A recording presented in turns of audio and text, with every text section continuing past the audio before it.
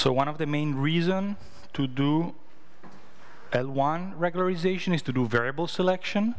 Unfortunately, it turned out that when we're being in the degenerate situation is not as unlikely as it might seem at first sight, because data are not generic. It's true that if you throw a line at random in the plane, it's hard to take at 45 degrees, but if you actually take variables that are perfectly correlated, then you're exactly in that situation.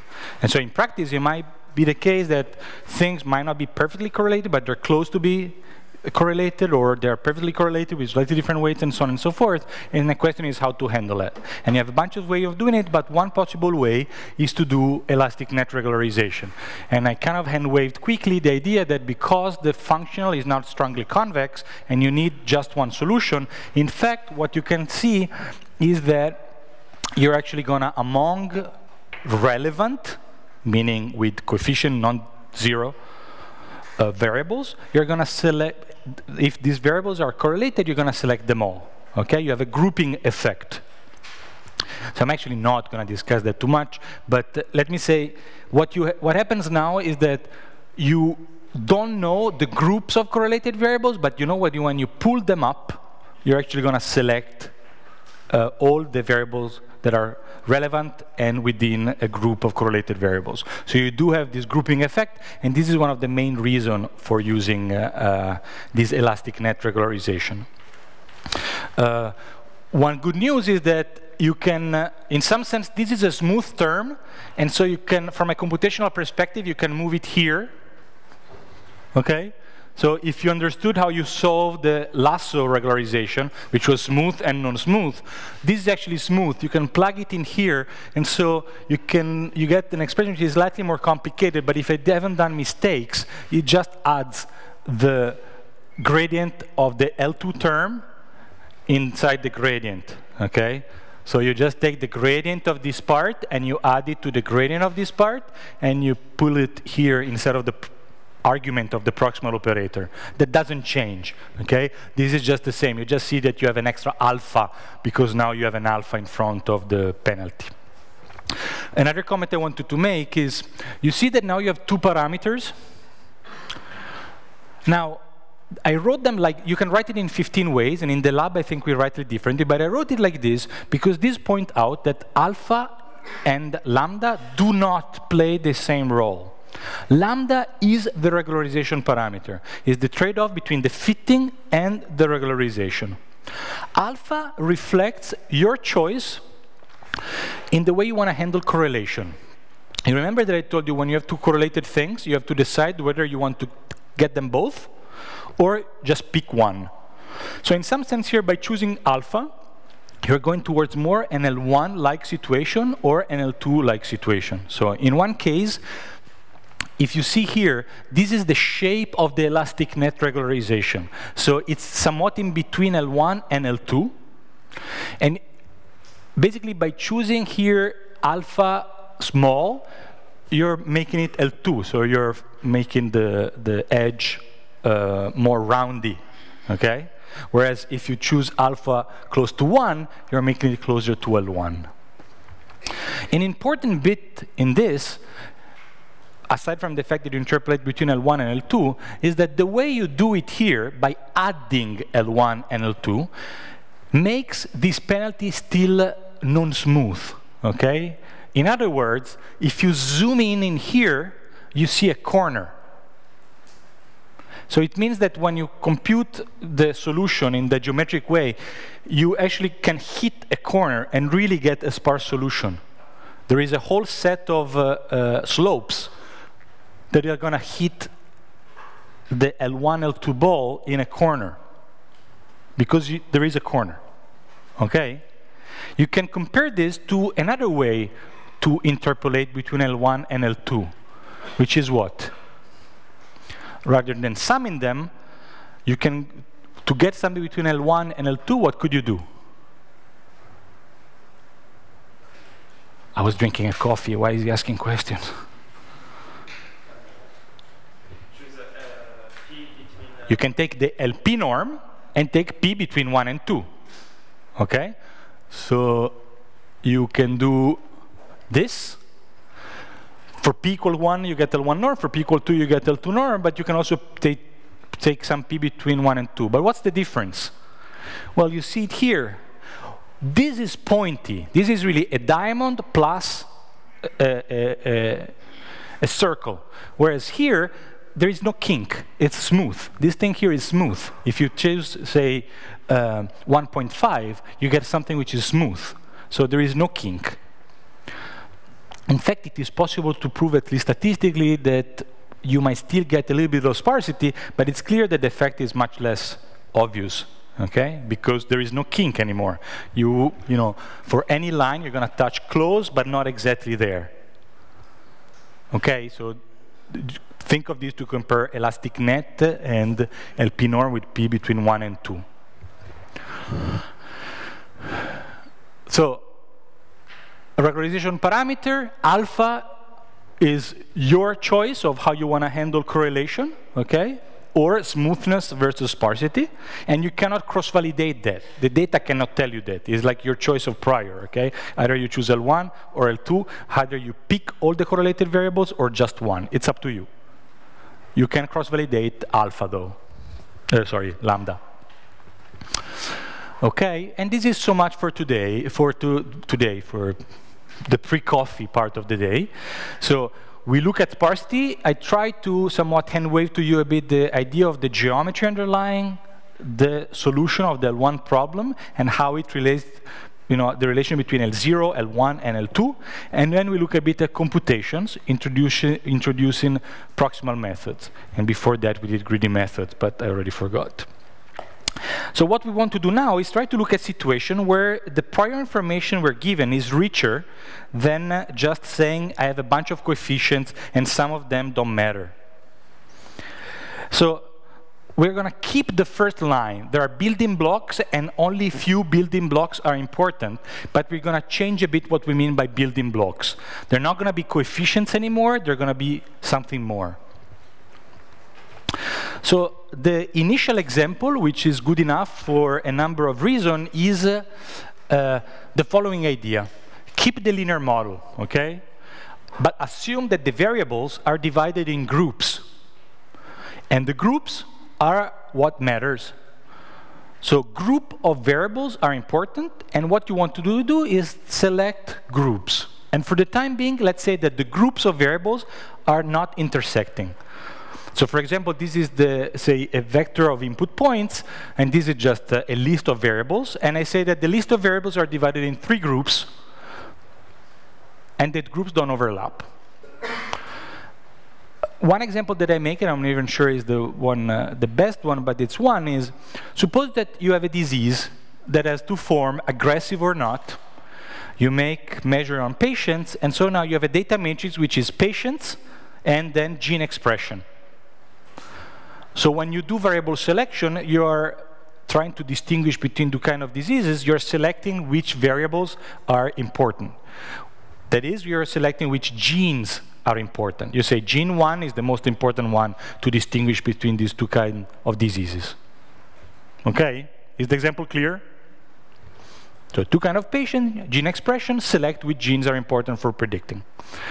What if I told you that, in fact, there are biological, is not that much the gene that matters, but I actually come to you and tell you, actually, genes are involved in biological processes. And let's say, to the sake of that these biological processes are independent in the sense they don't involve the same gene. So I have biological process 1, biological process 2, biological process 3, and these involve this set of genes, this other set of genes, this other set of genes.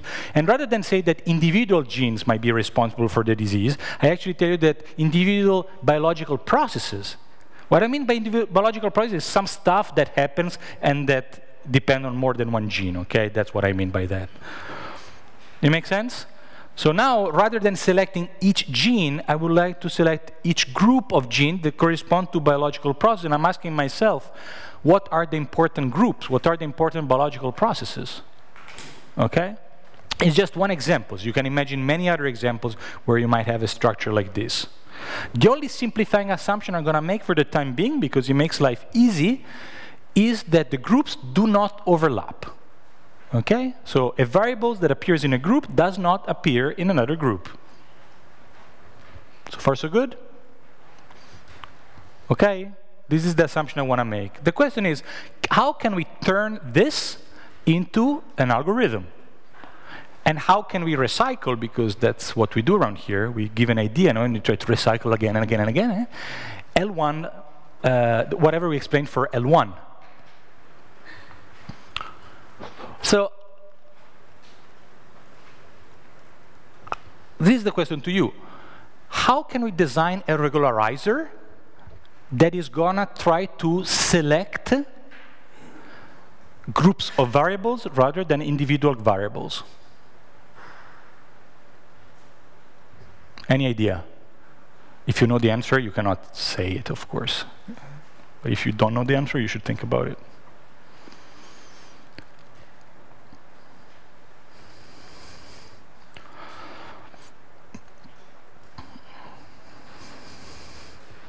Yeah.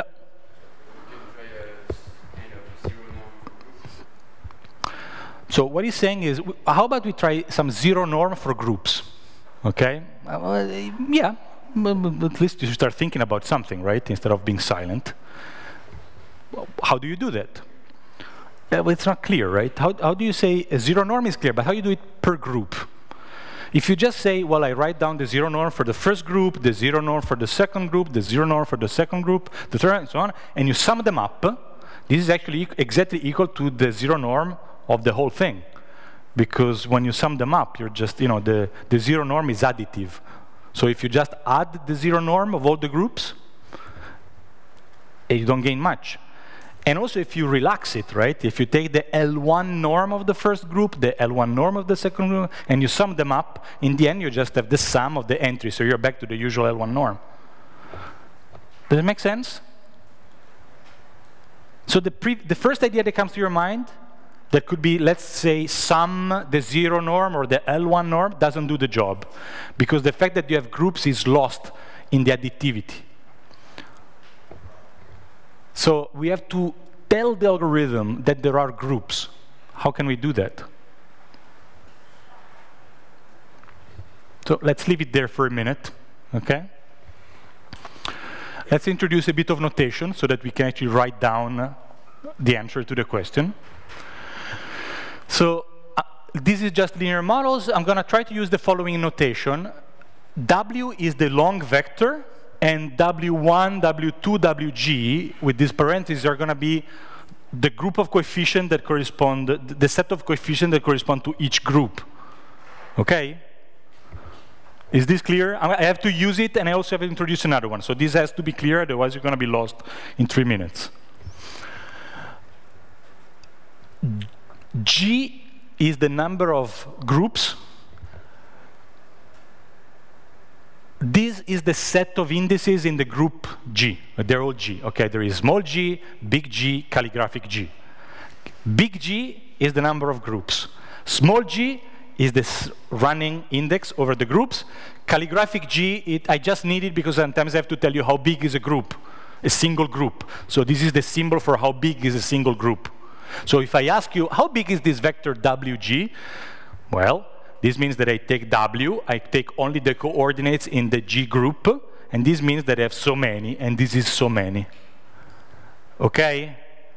Not all of this stuff will be important, but you should at least record it once. So far, so good? Unfortunately, the notation has to be a bit heavy. It's going to get worse. So this is the answer, okay? This is the answer to how do you tell the regularizer that you want to keep the groups together. So let's see what you do, and let's try to explain it. Massimo Pontil yesterday had a very complicated expression that was doing exactly this, and he gave a super general name. In fact, it was a bit more general than this. He called it optimal interpolation norms. So let's see what this does, okay? You take each group, and inside of the group you take the coefficients and you compute their Euclidean norm. So you take the square of the component of the coefficient in this group, you sum them up, but then you take the square root. And then after that you sum over the groups. Okay? So You take this vector, you compute the norm of this without the square, the norm of this without the square, the norm of this without the square, and then you sum them up. You can, boom. You can compare this. By the way, if you solve this to me, I would not to have that. I give you 3 credits. So you can compare this to the other 2 options that could come to mind. One is, let's just sum up the squares of the entries of each groups, okay? So this is the sum of the squared norms of each group. And this is the sum of the L1 norm of each group. And you see that here the 2 sums can change. You can just rewrite everything. You lose the fact that you have groups. But by putting this square root here, you're grouping everything. You cannot change the order of these sums anymore. You're grouping everybody that is in the same group, okay? So let's look at it this way. What you do is that this is what is called an L1, L2 norm. And you start to kind of feel like why you should give the right sparsity. Because what you do is that you take this long vector, and then you compute this norm for the first group, right? Then the same norm for the second group, and so on. And then you get the vector. Is a vector that contains the norm of each group. So far, so good? Of this vector, this is just a vector now, right? It has actually positive entries. Of that vector, you take the L1 norm, right? But if this L1 norm is doing what L1 norm are supposed to do, it should set to 0 the coefficient inside of this vector. That's what the L1 norm is supposed to do. It takes some coefficients and it set them equal to 0. Well, but if you put to 0 this norm, it means that you set to 0 all the coefficients of the vectors or the coefficients inside that group. Okay? This is not geometric explanation or anything, but I'm just saying, if you convince yourself that L1 norm is doing the job and is setting coefficients is equal to 0, this L1 norm is setting some of these coefficients equal to 0. But those coefficients are norms, which are themselves sum of squares. So if a sum of squares has to give you a 0, it means that all the coefficients are 0. So far, so good? We're not going to write, because I'm not even sure I'm able to do it, the shape of this ball. Probably it's not that hard. It's going to be something like this. But we're going to write down the proximal operator. So you remember that in the case of L1 norm, we had 2 ways to convince ourselves that it was sparse. One was through the geometry. The other one is through the soft thresholding operator. The soft thresholding operator was literally setting some coefficients to 0. Here we're just going to take this second perspective. So the question now is going to be, OK, let's now look at this penalty, or this regularized functional. So we have the loss term, and then you have the penalty. And the penalty is just the sum of the norms, importantly without the square, okay? Notice that, it's very easy to make a typo and put here a 2. But this slide is just meant to show you how much of a difference it makes. If you put the 2 here, the square root goes away, and you completely forget to tell your algorithm that you have a group structure. So it's really important. It's as important as going from L2 to L1.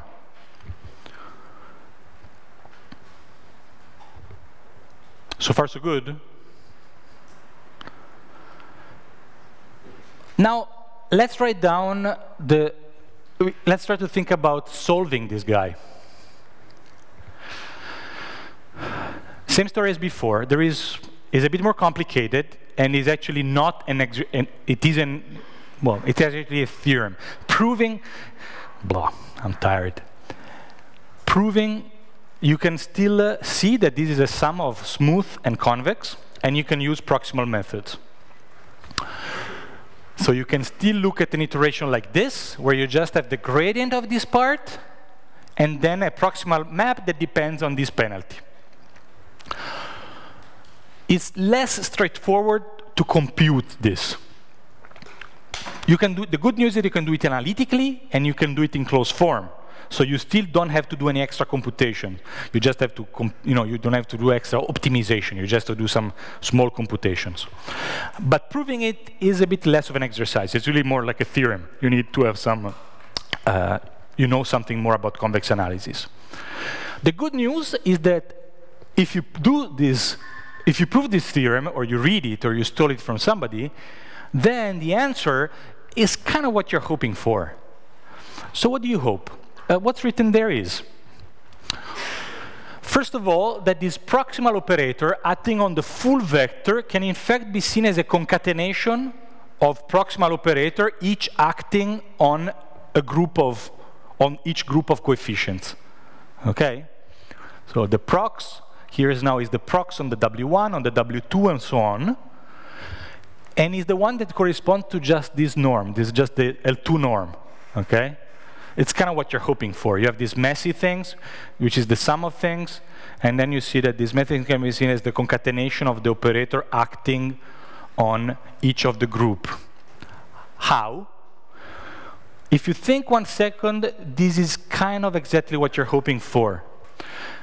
In words, this says, do a step of the gradient, then go in and check not the value of each coefficient individually, but check the value of the norm of each group of coefficient. So you're now sitting in the group G. You check the norm of the coefficient at that step of the gradient. If this norm is small, then you set to 0 all the coefficients inside that group. But if that norm is big enough, then again, I adjust a little bit all the coefficients inside the group.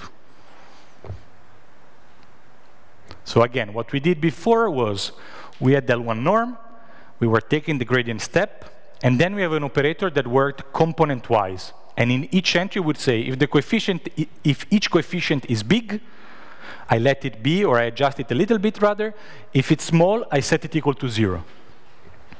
Here I'm saying, do the same thing, but per group, and don't check that each coefficient is big or small, but check that the norm of that group is big or small. If it's small, set all the coefficients to kill the group. Just delete all the coefficients in the group. Okay? Otherwise, adjust all the coefficients in the group a little bit. If you want, this is one way to see that the algorithm that is going to solve the optimization problem corresponding to this is going to provide really solutions that not only they're sparse, but they're sparse at the group level, because when you kill something, when you select entire group, and when you kill something, you delete entire groups. Okay? So this is what you call the group lasso, and has this fact that if you assume knowledge of groups, and once you know that, you can use it to select or discard entire groups. So far, so good? So if you want, this is one of the simplest extension of the idea of sparsity, where, again, the building blocks are going to be the groups. And then you want to select or discard them. Is it, yeah. Basically, sparsity within a group is then not considered. No. So the question is, what about sparsity within a group? And that's not considered anymore. But that's not considered anymore because that was not part of the game. You wanted to design sparsity at the group level. So you wanted to say, I want to select or discard a group. And we were staring in the emptiness for a little bit to say, how do we derive a penalty that does that? Okay? If you want to derive, because it's unclear what, if you want to do sparsity within a group, is not completely clear how you would like to distinguish that from doing sparsity across all groups. And if you want to do that, that's easy, right? Because you just go back to this. But if you want sparsity at the group level, then it turns out that this, on the one hand, you can view it as the L1 norm of this vector of norms. And so it starts to make sense that you're selecting, or you can work and look at this thresholding operation, which is at the group level. And so again, you can convince yourself that you're selecting groups. This is what is called the block is like block soft thresholding because it works in blocks. It's true that it just updates one coefficient at the time, but it looks at the whole norm of the coefficient and the groups to decide whether to do it or not. Okay? Any questions? Are you look a bit confused, but is just because you're tired, or?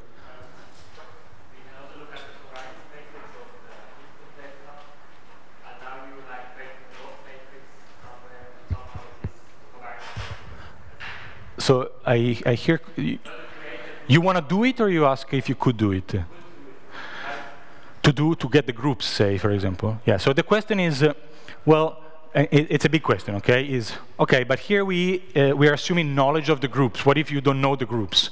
This is very similar to the question we asked when we said we're doing multitask learning, assuming structure of the output. But what if we don't know the structure of the output and want to learn it? Here is more complicated. In fact, there are very few. So, of course, you can do something like this. You take the data, you do a pre-processing, you do clustering, you do hierarchical clustering, you do PCA, you do whatever you want. You try to discover some groups, and then you use them, okay? You can do that. But to the extent of this discussion, this is as if I told you what they are. Another question is, can we learn the groups and select the groups in one inference/optimization step? And to the best of my knowledge, this is an open problem, both theoretically and empirically. There are some attempts, but I don't think there is a clear answer to that. Even better question, which we've been discussing with Carlo for a while, is if I tell you that rather than have groups, you have a graph, but I don't tell you the graph, can you learn the graph and select the variables faithfully with respect to the graph? This would be a very nice project of a lot of people, because this is what people do. They typically select variables and try to find the graph. So you could do it in one inference step. That would be very nice, but it's not easy. Okay. What we want to do now is to move on. Yep, sorry.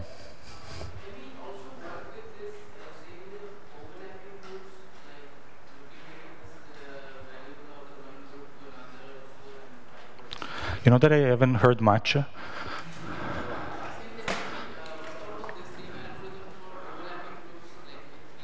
Oh yeah, we're going to get to overlapping groups. You be quiet.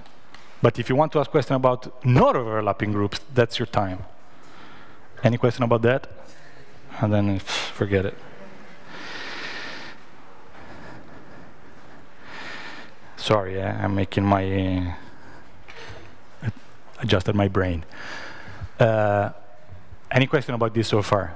We're going to make things much more complicated, okay? Not much more, but a little more complicated. So, L1, soft thresholding, group, what did I say? Lasso, soft thresholding, group lasso, block soft thresholding. Selecting variables, selecting groups, okay? This is where we are right now. And we didn't sweat a lot. Okay, the most sweat we had to do is actually improving this equation, and this is just an exercise in convex analysis. You have to really, use 3 properties of subgradients, or ask Silvia, one of the 2. But now, what about overlapping groups? Notice that by going to overlapping groups, we're taking a big step, not a small step, because overlapping means a lot of things. There might be all kinds of structures in overlapping groups right now. So for now, we're just going to take an agnostic view. We just say, oh, things are overlapping. And we ask, how do we want to handle that? Well, one first thing doesn't require any math, but requires you to think what you want to do out of the overlaps. Because you have to ask yourself what you want to do with these overlaps. There are at least 2 choices, okay? The main ones. What are they?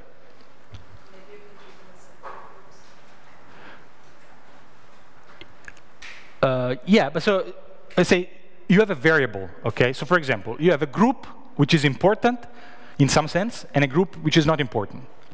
But you have that they overlap. So what do you want to do of the variables in the within the overlap? You want to get them or you want to discard them? Here I'm just pointing out that you have 2 choices and you have to tell me which one you want to do. okay? I give you two groups. They overlap. What do you want to do in the overlapping part? If, say, if this one matters and this one doesn't matter, what do you want to do in the overlapping part?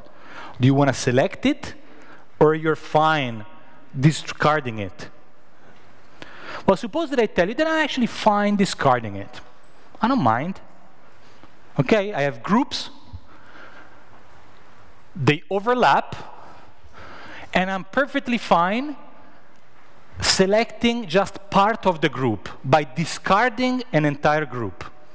Okay, for example, here I discard group G3, which means I'm happy, I'm fine doing that, which means that I'm actually going to select a part of group G2 if G2 matters, right? Because I kill all these variables. The question to you is, okay, how do you write down a regularization to do that?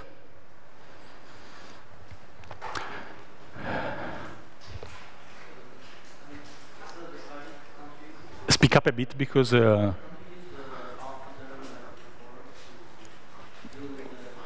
which term as before?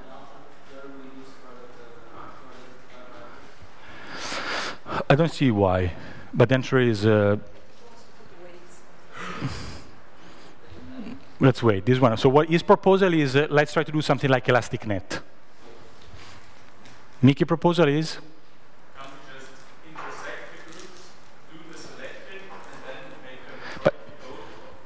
And very complicated. Suppose that I tell you that the answer to this first question is very easy. Okay? Like, for example, not doing everything with respect to what you just introduced.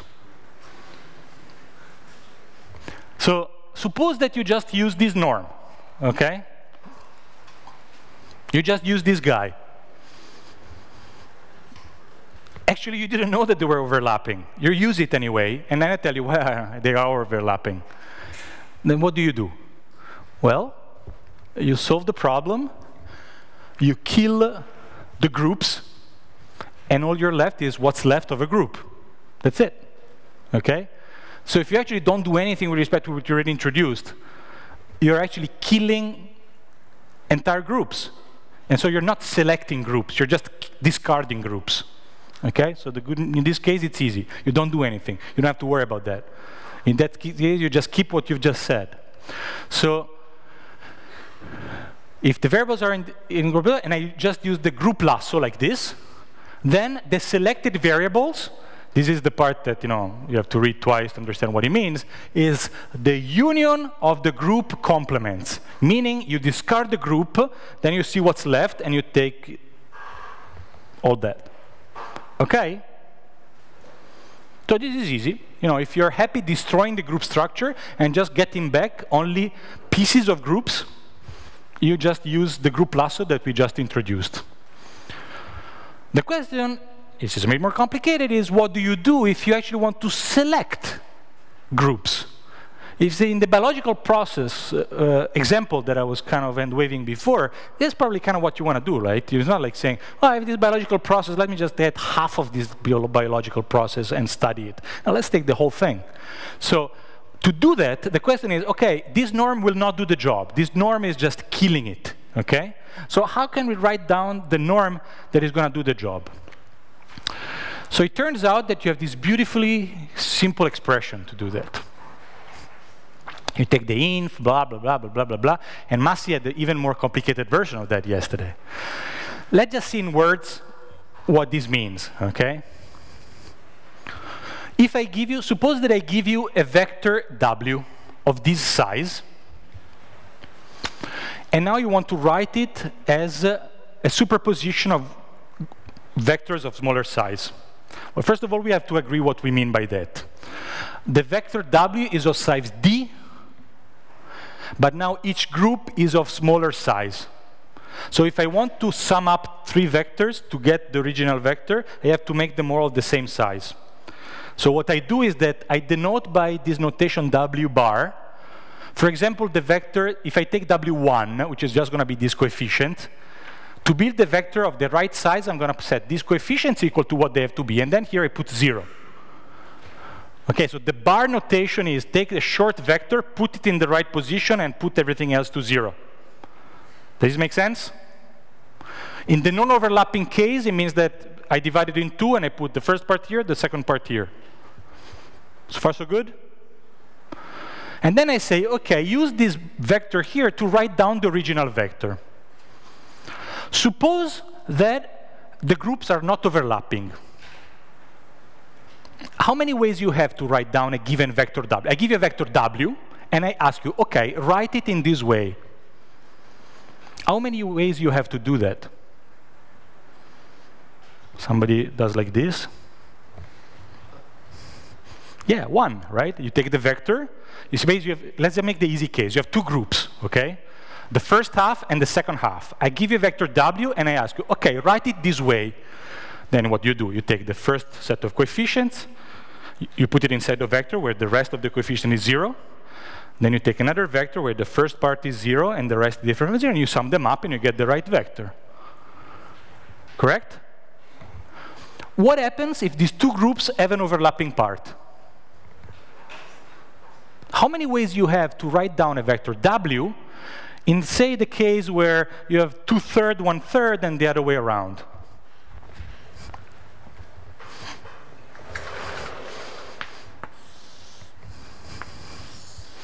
So this is group 1, and this is group 2.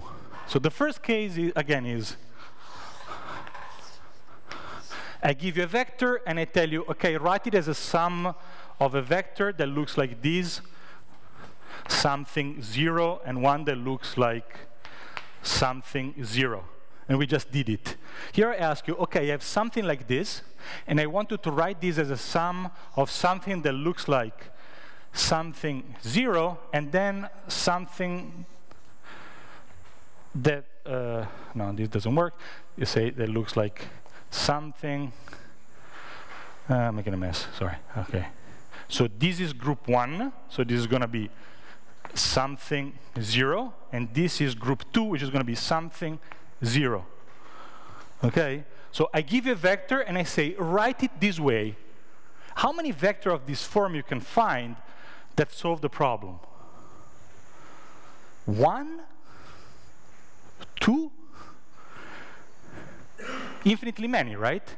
Because basically, here, in this part, in the non-overlapping part, you have to be careful. But inside, you can decide to put everything here and here 0, or the other way around, or anything that you want that is going to give you the right number. If you have a 2 here in the original vector, you can put 2, 0. You can put 1, 1. You can put 0, 2. And you can do whatever you want. Okay? So the problem is that in the case where you have an overlap, you don't have just one way to decompose the vector on the pieces. And so you cannot just take the norm of the pieces, because you have many ways of taking the norm of the pieces. You have many possible pieces. Okay?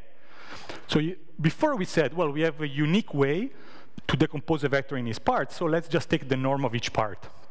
Here I'm basically saying, well, I have many, many possible ways of write the vector in its parts. Let's try to find the one that gives me the minimal norm among all of them. This is what this is saying. Okay? It takes this one norm that is written this way. So right now it doesn't, well, I don't know if you can, but if you can tell me how. It doesn't answer the question. It doesn't tell you why this can't treat well the overlapping part, but it just tells you why you have to sweat a bit if you have overlapping groups and you want to have something that treats the group nicely. Okay? And the only intuition I'm trying to explain to you here is why do you have to take this inf, why this inf makes sense. This inf makes sense because there is more than one way to write this down. Okay? This is all this is meant to explain. I try to explain writing this down.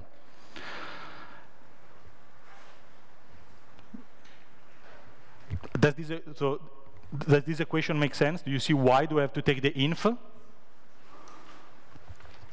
the question is, okay, why is this doing the job? Why is this really selecting groups?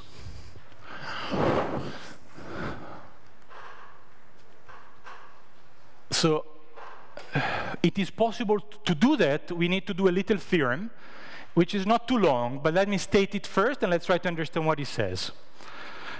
It says the following. Suppose that you want to minimize the least square with this penalty. This GLO stands for group lasso with overlap, and it's just this thing here.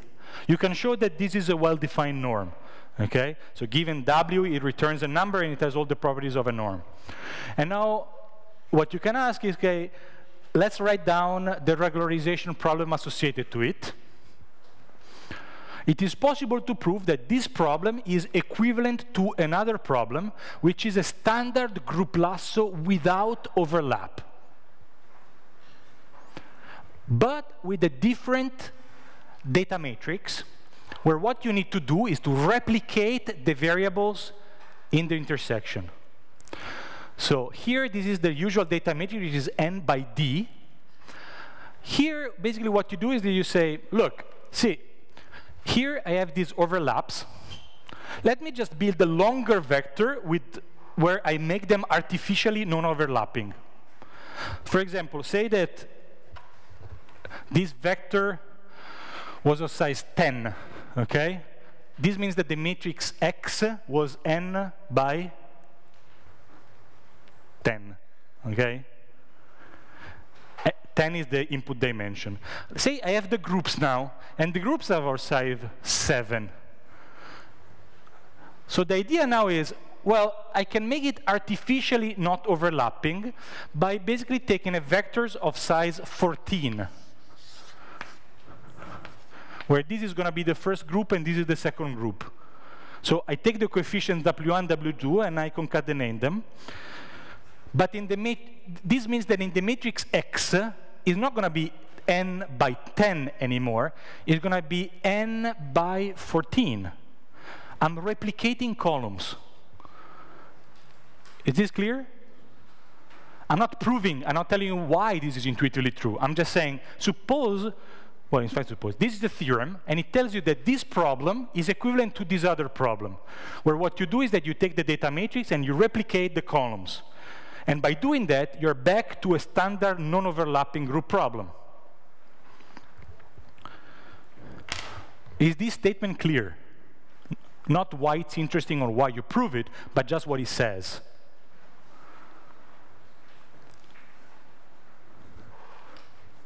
Yes, no? Nodding with no conviction, but it's too late. Why is it true? There you go. So, why I wrote it here? Because first of all, yesterday I didn't remember how it was proved, and second, because I don't want to prove it, but I just want to show you how it goes, okay? The way it goes is that this is the original problem, and the main idea is that hidden in this symbol, there is a minimum, okay? There is an inf. So far, so good, right? So the idea here is, well, let's take, but this inf is over W1, Wg, but this doesn't depend on W1, Wg. So the idea is that you take this inf, you put it in front of everything.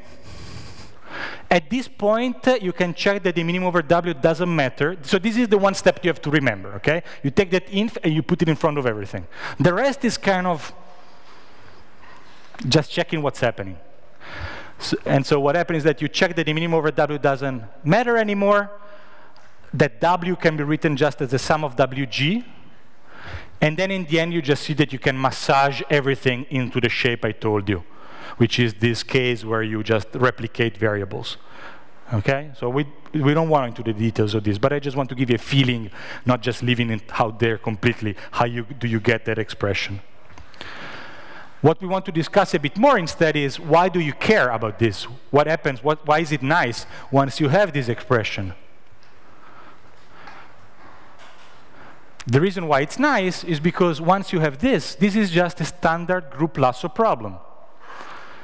And so what you see is that by doing this, when you select groups, and you artificially made them non-overlapping, okay? By replicating variables. So now you're really discarding or selecting groups of variables. You're not killing the partner. You cured the overlap in some way. If you want this, if you believe this theorem, then you should believe that by using this weird norm, you can go back to selecting groups rather than just part of groups. Okay, so this is my best shot and try to explain to you why this is selecting groups of variables rather than just parts of it. Because you can reduce it to a standard group lasso problem with replicated variables. So what could be not nice in doing this? Yes? Imagine this example where you have a first variable, and the first part with something, then zeros, then a shorter part with something, and then something in between. If you have a third variable with something not even shorter, if you have like 3 more. All done. So again, we start with the group lasso with overlap, then we assume without any overlap. We go with overlaps, and we realize that we keep on using the same penalty. Rather than selecting groups, we're going to discard groups. So what we are left with is pieces of groups. Then we introduced a more complex norm, regularizer, with the feeling that we need to do something because we have multiple ways to writing a group. But then we prove a little theorem that shows that, in fact, at least from a regularization perspective, we can go back to the group lasso problem, but with the big difference that now we replicated the variables. We replicated the columns. And by doing that, you can believe that when you select something, you are actually keeping everything, okay? And when you discard something, you see what I'm saying? You say, I discard this variable, but now I have a copy of them where they should be. So even if I discard them, so there is no overlap anymore. If this variable here, say, is also going to appear here. So if I discard this one, I still have this. So I'm good. What could be the problem of this? Computations. Why? Well, because if the overlaps are big, you just make it big, okay? So a natural question is, on the other hand, the people that first look at this, they gave this as an answer because it's a pretty good answer, right? You just recycle the code you had before. And this is easy because it's just block thresholding. So the problem is memory, not when you say computation, you have to say memory, not speed as much, because the speed is just computing that stuff we showed before, right? This block thresholding here is pretty fast. You just do the gradient, and then you keep on going. It's an additive cost. It's not a weird, bad multiplicative cost. But suppose that really the overlap is very big. Can you do something else? And the answer is yes. You can actually go in and compute the proximal operator of these. Rather than using this, you can stick to this problem and compute the proximal operator of this. You can do it explicit. No, sorry. You can do it, but unfortunately, you cannot do it in closed form. It really becomes an optimization problem. So if you use this theorem, you can reduce group lasso with overlap to standard group lasso, and then use just block thresholding. If you have big overlaps, this might be an overkill from a memory perspective. Then you can try to tackle the overlapping, the group lasso with overlap norm directly, compute the proximal operator, and I don't even write it because the problem is that that is not something that you can do in closed form. You do have to solve an optimization problem.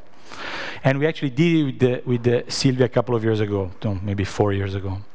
It's not a bad problem. It has some structure. It turns out that typically a few iterations inside are good enough. And this also caused a stream of work that Sylvia and also some other people did, because you see, when I give you the theorem about proximal gradient, if you remember, I told you, do this iteration with this proximal gradient, then it converges to the right place. I was actually kind of assuming that you could compute the proximal operator in closed form, all right?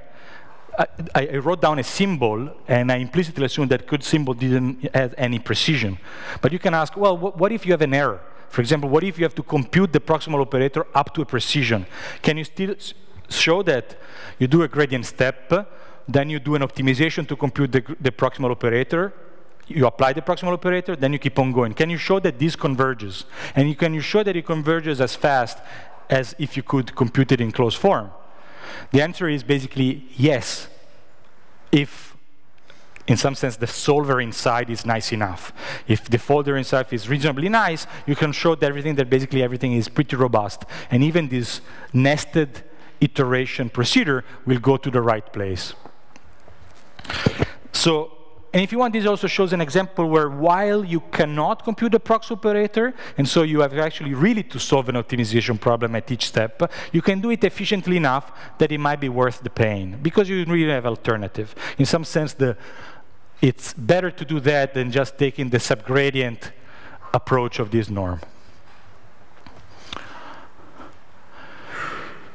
Okay, so these are the two prototype situations. The group lasso with overlap, the group lasso without overlap, block thresholding. The group lasso with overlap with these two possible solutions. The one that reduces it to block thresholding and shows why we're doing the right thing, that is selecting groups, or the one that I didn't show you, which is trying to go the way to actually compute the proximal operator of group lasso with overlap through some iterative procedure. Okay? What's left? Well, if you want, to some extent, you could keep on going and say, okay, overlaps, but how? For example, if my variables are in some graph or some tree, so for example, I have that they are divided in groups, but the group are nested. Say you do something like a hierarchical clustering, or somebody gives you something that looks like hierarchical clustering, where you have a big group, then it splits in group, then it splits under groups, blah, blah, blah. So you have at each level, things don't overlap, but if you go up, you have a bigger group that contains the one below. Of course, now you can have messy things, right? Because you can have a lot of groups, a lot of overlap. You can still use all the things I told you, and in general, if you don't say anything more, there's not much better that you can do. But if you make assumptions such that, for example, that if a leaf is important, if you say you have a tree, and if you make the assumption that if a leaf is important, its parents should be important, then you can make the thing much faster, because you can start from where you have few groups, the top, and if you find out a leaf where the coefficient is 0, is not worth going down, because it means that this is 0 and it won't matter. Because if any leaf below is different from 0, that parent will also be different from 0. Okay? So roughly speaking, if you have a tree and you make some assumption on the way the coefficients at different level of depth are related, you can go from, say, a combinatorial complexity to a polynomial complexity. And this idea you can exploit in many situations where you not only have a tree, maybe you have directed acyclic graph, and so on and so forth. So if you want, the non-overlapping group and the overlapping groups can then be developed in a whole family of situations where you can think they're even more structured. And all this stuff is typically referred to under the umbrella of structured sparsity.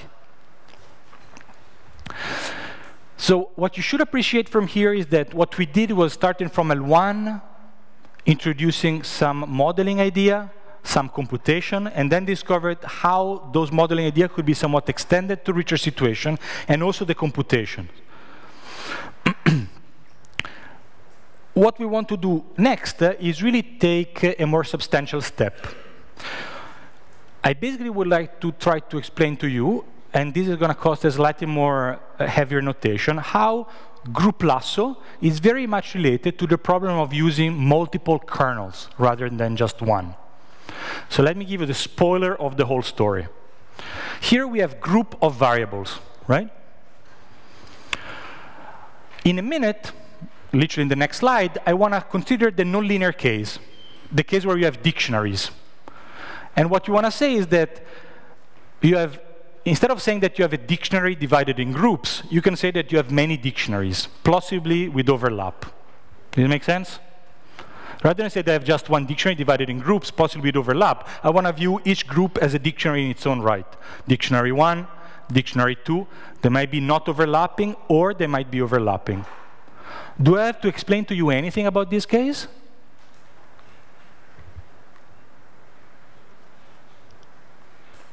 Not much, right? Because the only difference is going to be that now the sparsity is going to be at the dictionary level, and you're going to be selecting one dictionary or another dictionary. Okay?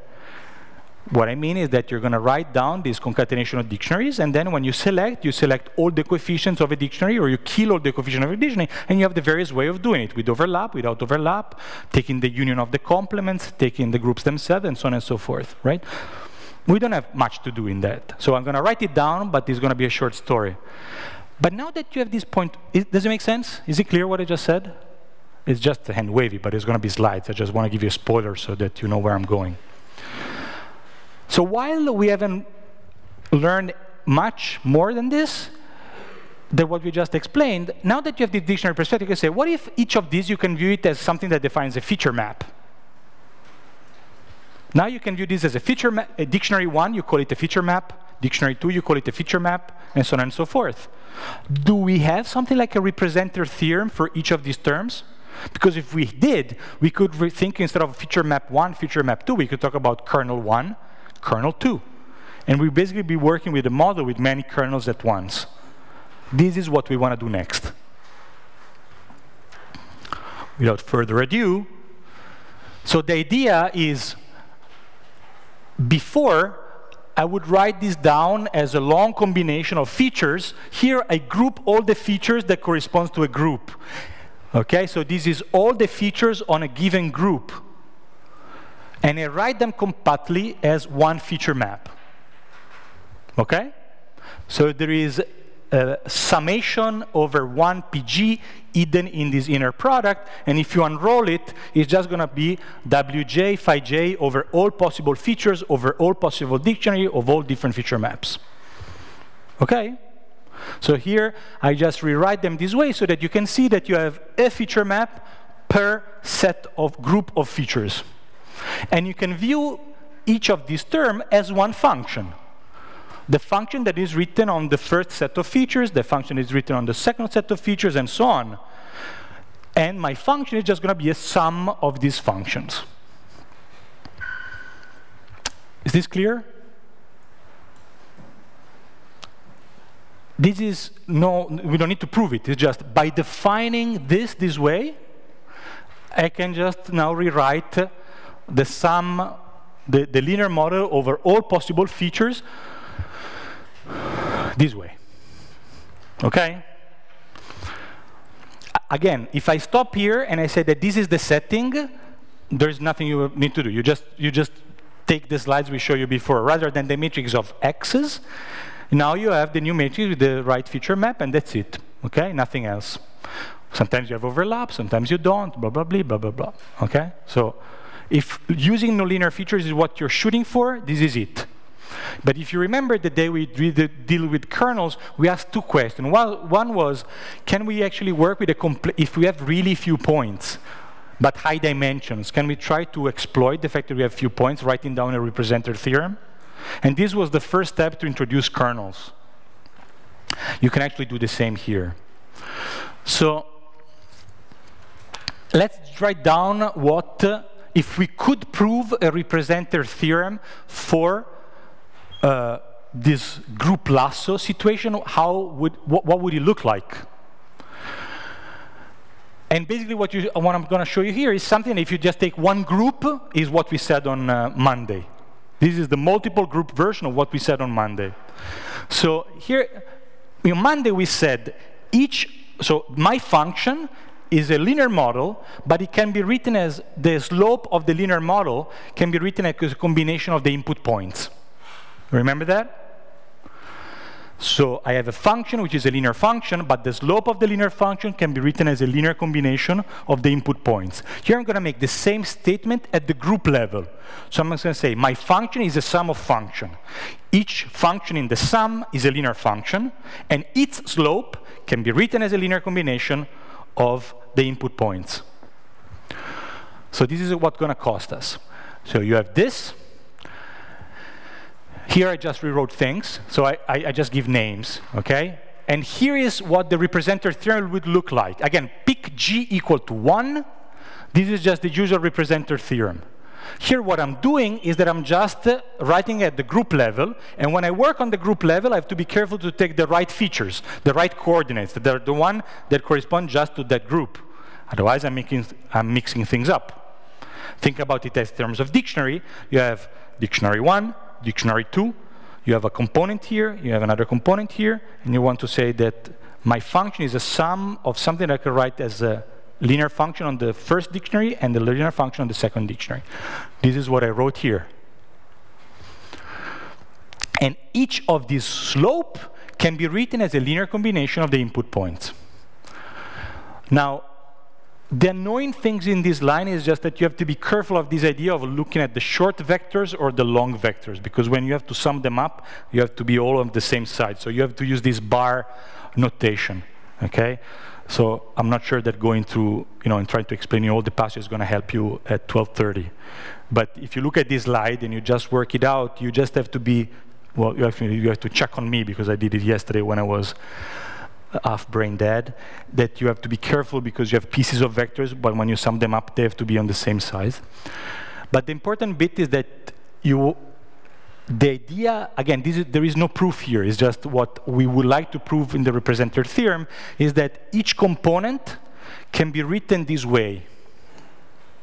That is exactly an equivalent version of saying this. The slope of each component can be written this way, so that when we take the value of the function, we just get a representer theorem per component, where what appears is only the feature map, or if you want the variables in the linear case, corresponding to that component, that is to that group.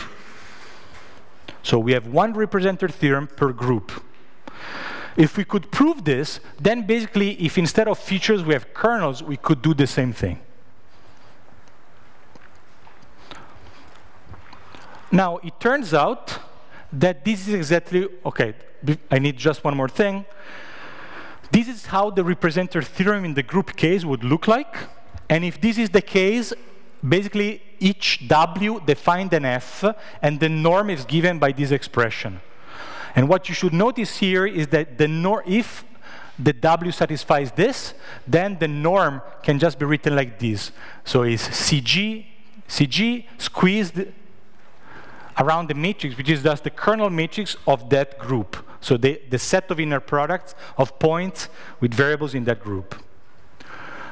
Again, this is a bit annoying, but I'm not sure I can be much more helpful than this. So it turns out that we can prove this theorem for the group last. So this is just, for now, it's just the linear case, okay? And I'm just shooting at what would be interesting for, okay? The linear case is interesting because then I can work with features, and then eventually I can work with kernels. So for the group last with overlap, we can write this, and the coefficients are going to have an updating rule that looks very similar to the one that I just showed you for the block thresholding. It's basically going to be a block thresholding on the C, what you're hoping for. The hope was, I want to replace W with C. And this is exactly what you can do. And the point is that because you have this cool way of computing the norm of each component, you can do it without, just through the kernel matrix of each component. So what you do here is that you have, again, that you can read, this is before you had the block thresholding, where is it? Blah, blah, blah, blah, blah. You have this proximal operator applied to this. And here what you do next is replacing W with C, and replacing this expression with something that you can just write in terms of inner product of the input points. And this is what you can do here. Okay?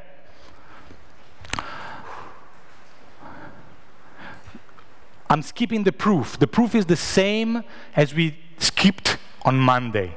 So it's by induction. So you start from the iteration on W, you assume that this is true, and then in fact you show that this is true for all the following iterates. It's more complex because here there is the prox in the middle, and so you have to use properties of the prox to show that everything goes through. So it's not super complicated, but again, it's a little theorem and not just a simple exercise.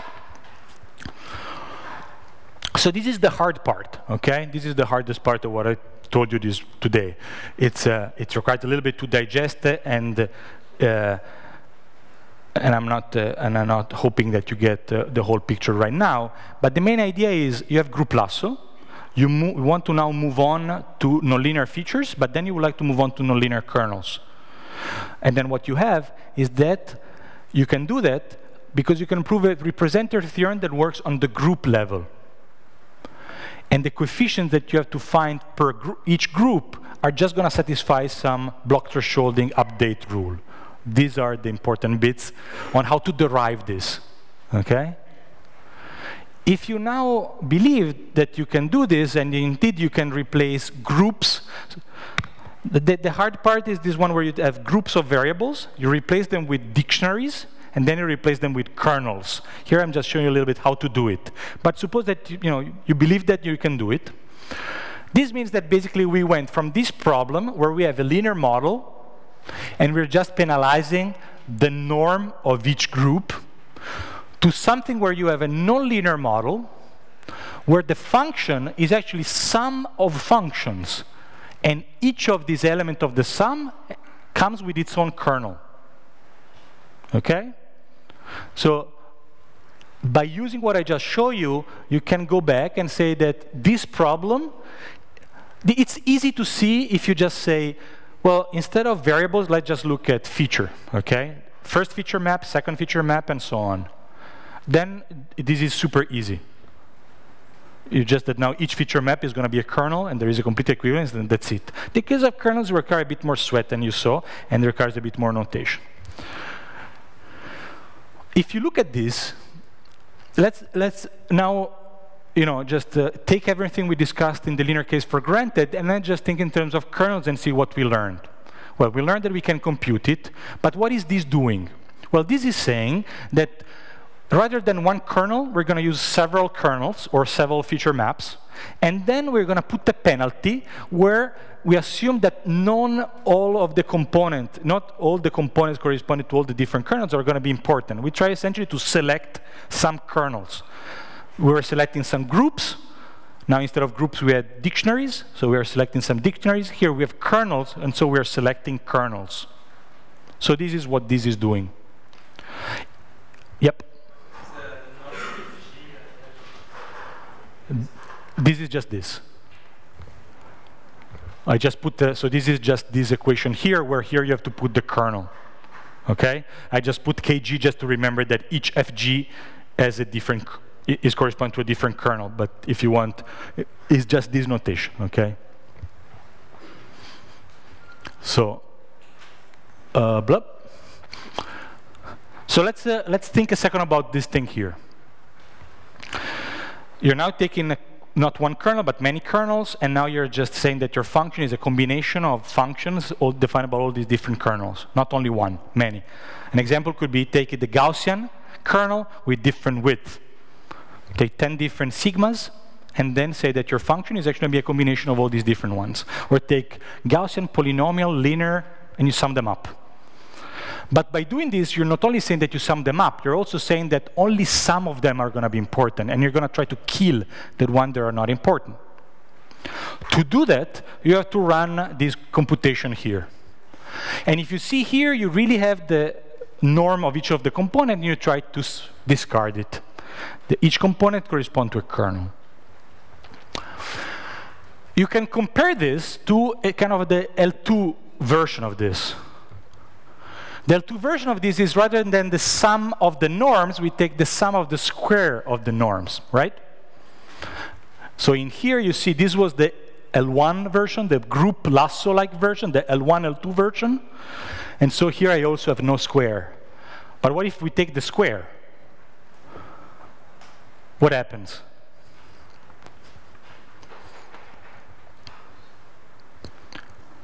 Well, it's easy to see that in that case, you're simply working with the sum of kernels and just using, it's as if you're using just one kernel. It's easy to see that it's just as if you were using just one kernel, that it is the sum of the kernels. Okay? It's not as easy that you can just see it right there, but it's not unreasonable. You can prove it decently easy. What does it mean? Suppose that you have to solve this problem here, but I'm telling you that this is equivalent to just using the kernel, which is the sum of the kernels. Then what would you do to solve it? Well, when you have one kernel, if I just give you the standard ridge regression, you build the kernel matrix, you add the lambda, you invert, and that's it. And the size of the problem is n by n. Okay? And so the only place where the number of kernels you use matters is when you compute the kernel matrix, but in no other computation. After you computed the kernel matrix, that's it. So if you compare solving this without the square and the one with the square, you see that the computations are much more complicated here. Here you have to do this, and I was a bit quick here, but here you have to compute all the individual kernel matrices for all the different groups. If you want, for all the different kernels. So you have kernel 1, you have to compute the kernel matrix. Kernel 2, you have to compute the kernel matrix. So, and you have to store them in memory at every step of the iteration. Whereas if you take the square norm, you just do one kernel matrix, which is the sum of them. So you compute them, but then you sum them up, and that's it. So memory-wise, L2, if you use this multiple kernel with L2, it doesn't cost you much. It's much faster. So now you have these two different flavors, the L1 and the L2 multiple kernel learning. And it's easy to convince yourself that the L2 multiple kernel learning, it's much, much faster. When is L1 useful? Well, if you really think that you really have a big family of kernels and only some of them are important, then you should use L1. Let's see a few situations where it might be interesting to use multiple kernels. So one reason is because each kernel is really a different set of features, maybe coming from different kind of data. So you have a problem where you have different kinds of data, and you have to solve what is sometimes called the data fusion problem. You have images and text, and you want to recognize something. How do you do that? One way to do that is to take features for these images. So you have images and captions, and you want to basically say what is the image plus caption about. And you have a few topics, say. And you want to use both. You have a representation for the image, a representation for the text. How do you use them? Well, one way to say, well, I treat this as a feature map. I have a feature map for images and a feature map for text, and I want to combine them. Or I have a kernel for images, I have a kernel for text, and I want to combine them. And here I give you a way to combine features or kernels by treating them as groups of variables, which makes a lot of sense. If I actually didn't tell you what to do, this is what you would do anyway. So this is one reason where you might want to combine more than one kernel or more than feature. One, you want to do something like data fusion. Another reason is, say, well, again, you have the Gaussian kernel, you have to choose the width, you don't want to choose it, you just want to use a combination of them. So now what you do is that rather than picking the best sigma by cross-validation, you just use a big grid, and you want to combine them. Or you don't know if the Gaussian kernel is the good one, so you just want to take, again, a random kitchen sink kind of approach, where you took many, many possible kernels, and you just combine them in some way. These are all sensible reasons. There is another case which is kind of interesting. It's perhaps the most interesting one. Suppose that you have a family of kernels, but each kernel depends on only one variable. Let's think a second about this.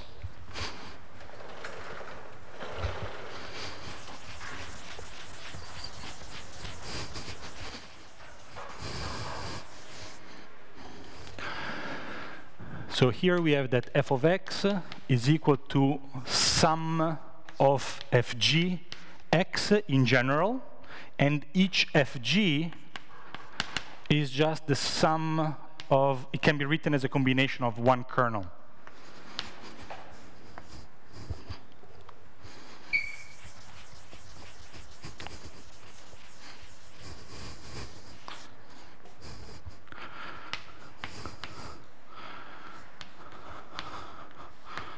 Okay, so this is the general case. This is the multiple kernel, okay, version of the problem. You have that the function is the sum of function, and each of the function. Notice that in the special case of the linear case of the linear kernel, so, well, let's make a few special cases, okay?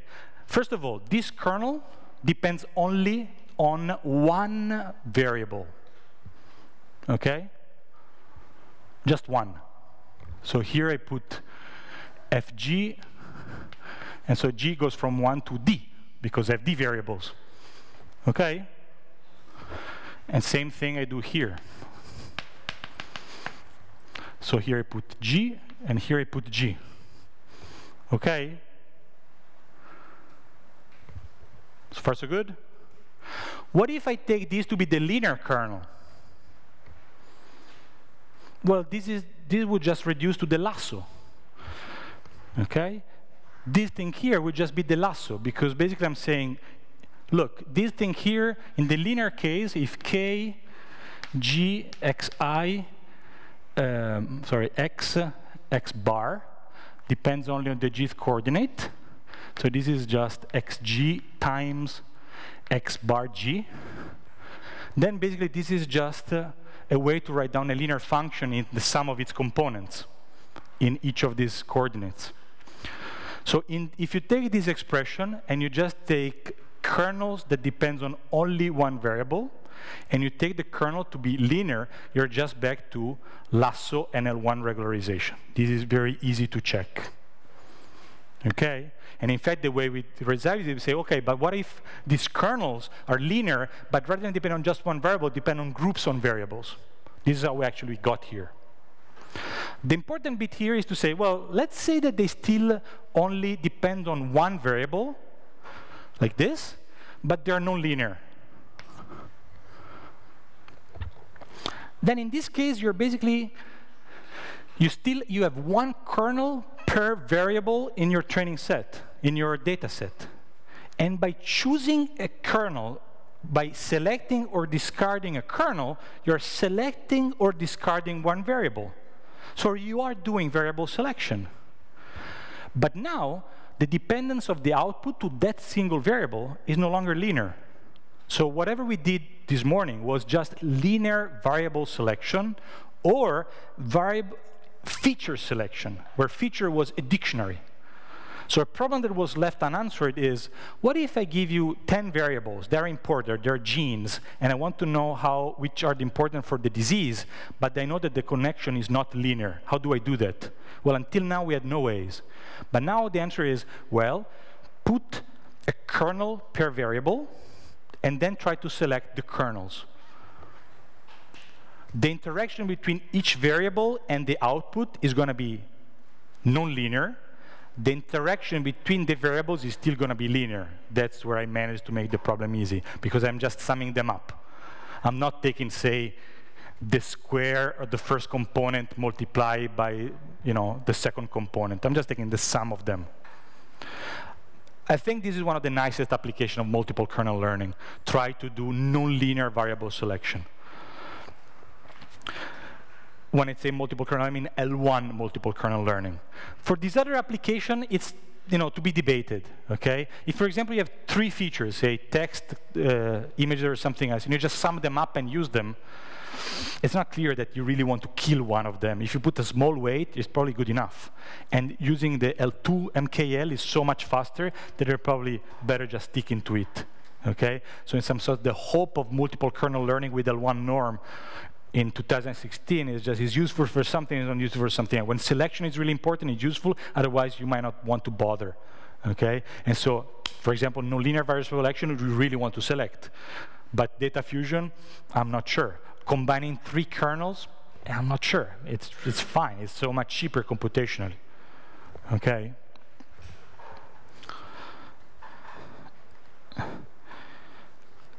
The expectation for multiple kernel were super high when people introduced it, because what I wrote up there can be proved, and it's not particularly easy. But what can be proved, and Massi Pontil showed this yesterday quickly, is that this problem can actually be written this way. Forget about this for a second. What's written here is just ridge regression with the kernel. Okay? You just say ridge regression with the kernel. You do that, but then there is another minimization over the kernel. It can be proved that this problem, where first you do a ridge regression over a kernel, and then you optimize the kernel, is equivalent to multiple kernel learning. Again, it's not particularly easy to see this. But people actually introduced this formulation before this one, and we're calling this kernel learning. And it's kind of a bit confusing, because usually the kernel is a prior information, and then based on that you learn. And this smells like overfitting like crazy, because you're like, you pick a kernel, then you fit, but then you also fit the kernel, you fit everything. What the heck is going on? I mean, where is regularization going? The truth is that it's hidden here. There should be a sum of alpha g summing up to 1 here. I forgot to put it. Actually, I didn't update my side. So the sum of the kernels has to be positive, Why? Because of positive definiteness, you need the sum to be still positive definite, so but also you make them sum up to 1. So in some sense, there is a hidden regularization here that prevents this optimization problem to overfit everything. And this is much more apparent when you write it like this, where instead of saying, I learn the kernel, I say, I learn a function, which is a combination of kernels, and then I try to select the kernel. Here, what you're really doing is the same thing. Okay, so in some sense, I think this is more revealing of what's really going on. So, but the two are equivalent, okay? So it's a multiple, you're learning a kernel in a restricted class of kernels, and you can show that this is equivalent to learning with many kernels where you try to select some. If you change the, you see that there is no norm 2 here. If you change the constraint here, the one that I forgot to write, depending on the one you put here, you can get the L1 or L2 version. So depending on how the set on which you learn the kernel, you can get the different flavors of multiple kernel learning. But just has to tell you that to some extent, the expectation of these were like, oh, I do this is really important, I'm really learning the kernel, and I get this. Well, now in hindsight, for some problems, you should do that. For other problems, the stupid thing, or not stupid, the naive thing, which is just sum up the kernels, or the feature map, or concatenate the feature map is actually good enough, okay? Okay, so this is a big one, okay? This is a big class, this is dense. But the most of the density is really in the second part. You know, this, if you, again, as I promised you at the beginning, this is a 1 semester course squeezed in a week, okay? So I'm trying to give you a bit more than what you can actually digest in an hour and a half. Most of you, some of you are probably here thinking of like, stop already, I know all this stuff. But for some of you, this might be a bit more what you can digest. But the idea is that some of it is going to be clear, and something else as you study, you can use this as a reference, okay? So definitely this class is one of those. I don't come out of here with the sense that everything I show you, at least you digested. I usually hope that you digested locally. Here I'm not sure that, you know, meaning that you digested in the amount of time in the class. Here I'm not sure. The reasoning again here is we start from sparsity, we go from sparsity with structure, we understand the difference between the big difference between not having overlap and having overlap, and then we basically do on a space trip of changing notation to go from groups to feature maps and then kernels. And this is just a big annoying change of notation. This part requires a bit of work, okay, proving this theorem. Once you're there, you can forget a second about linear models and groups and just think in terms of kernels and try to think when you might want to do sparse kernel learning, sparse multiple kernel learning, or just using a sum of kernels. And we discovered in the end that, again, there is some connection with the problem of learning the kernel, which at this point I'm not sure is so important. Let me conclude real quickly just to mention, okay, this is just a pointer. I don't have time to go in any detail. If you remember, on Tuesday, we introduced the problem of multitask learning. In the linear case, this reduces to have something like this, where you were stacking, in the case of vector-valued regression, we were stacking all the W's in one matrix. And then we were using stuff like this to regularize.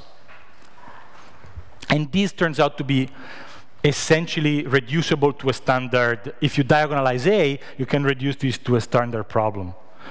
Now, if you write this down, and you put A equal to the identity, you can easily see that this is just the sum of the squared of the entries of the matrix. And now you can ask, what if instead of the square, I just want to take the absolute values?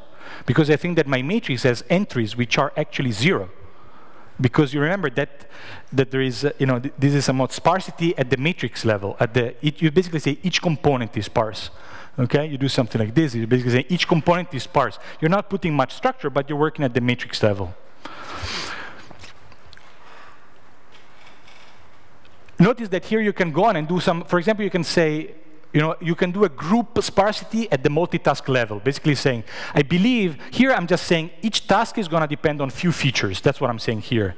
But I could say something more and say, each task is going to depend on the same few feature. So the feature that is important for one task is important for everybody else. And the features that are not important for one task are not important for everybody else. I could do some group penalties here to try to tell the algorithm that this is the case. If you write this norm instead of in the spectral version, you basically can know that you can write down the trace as the sum of the singular values of the matrix squared, because this is W transpose. If you take the singular values of W, you can write this down this way. Another question you can ask is, what if now I do the L1 norm there? So instead of taking the square of the eigenvalues, I now take just the sum of the singular values. They're positive, so this is just like taking the L1 norm of the eigenvalues.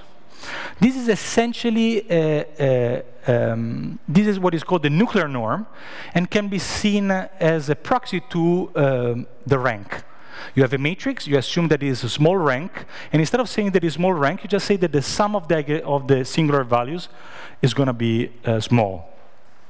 And by taking the sum rather than the sum of the square, you know that you're really going to try to put them equal to 0. Okay? This is the kind of intuition. And then just this one I just showed because it has a good name. It is like the LP version of the on the singular values. One good news is that for all these norms, there is a nice approach through proximal methods again. And here I just show you the one for the nuclear norm. So suppose you have the matrix problem with the nuclear norm. Basically then you can still apply the usual proximal operator approach. So you take the gradient, and then you have to do the proximal operator. And now the proximal operator is not a trivial operator. It's the one associated to a complicated matrix norm, the nuclear norm, the sum of the singular values. But the good news, what is this nuclear norm? Is the L1 norm of the eigenvalues. So we know how to compute the proximal operator of the L1 norm. It's just a soft thresholding. Can we use this? Well, life is good. The answer is yes. So the proximal operator with the nuclear norm of this matrix, you basically have to first diagonalize the matrix, and then just take the L1 norm soft thresholding of the eigenvalues. Okay? So I know that this is at 1 is not the best moment to tell you this great news, but this is great news. So you know how to compute the proxy operator of the L1 norm. Here you have this L1 norm of the eigenvalues. You would hope to be able to apply the proximal operator of the L1 norm to the eigenvalues. In other words, yes. So you take the gradient. It costs you diagonalizing a matrix at each step, right? So you take the gradient step. You diagonalize the matrix, and then you apply the soft thresholding operator on the singular values, or eigenvalues on the diagonal. And then you take another step of the gradient. So the good news is that, again, you can use a lot of the tools we introduced. And this is basically it, okay? So we first introduced sparsity, now we introduced structure sparsity. We took kind of a jump and went to the multiple kernel learning. And then finally, I quickly mentioned how you go from you use the ideas of sparsity from vectors to matrices. And you can go back to what we did on Tuesday to get more background on the last case. Here, if you want, the background is the one I already showed you. Here I'm just telling you, what if you make a different assumption? The L1 norm, some block norm, some nuclear norm, and so on. Okay, and I'm just telling you, you can recycle a lot of the same things. So again, we did a long way. So we introduced a lot of stuff, and this is really a lot of the work that has been, it's kind of a digested version of the lot of the work has been done in the last 10 years on sparsity, which has been arguably one of the biggest topic of research. So tomorrow, finally the last day, it's going to be about data representation, more specific. So we try to go back to the question, where do you get the features? Where do you get the dictionaries? And the first class is going to be the only one about unsupervised learning, where I'm going to introduce what we mean by dictionary learning and a few flavors of dictionary learning. And then the last class is going to be about, say, deep learning, but really about some neural networks. And it's going to be more of a quick introduction that an in-detail survey of what's happening on the blogs. OK, so this is it. If you have any questions, otherwise I'm here.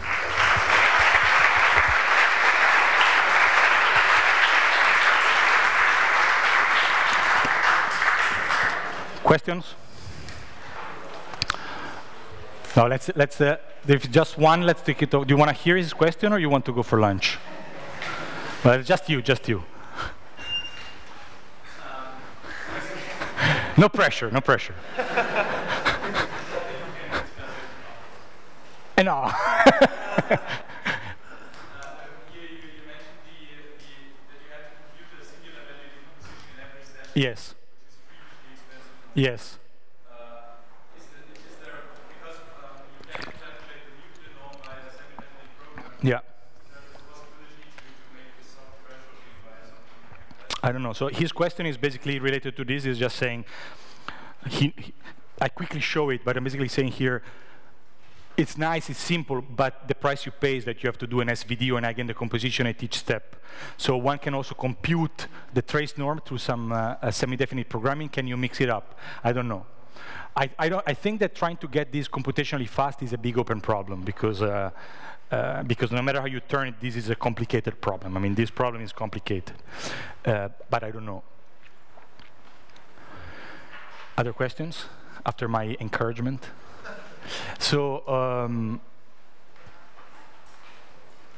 there was a typos in the syllabus because last year we had a talk on Thursday. So the lab are going to be the same time as all the other days, not 3:30 or whatever was written on the syllabus. It's going to be at 2. Okay? So usual time downstairs. If you need a postdoc, let me know.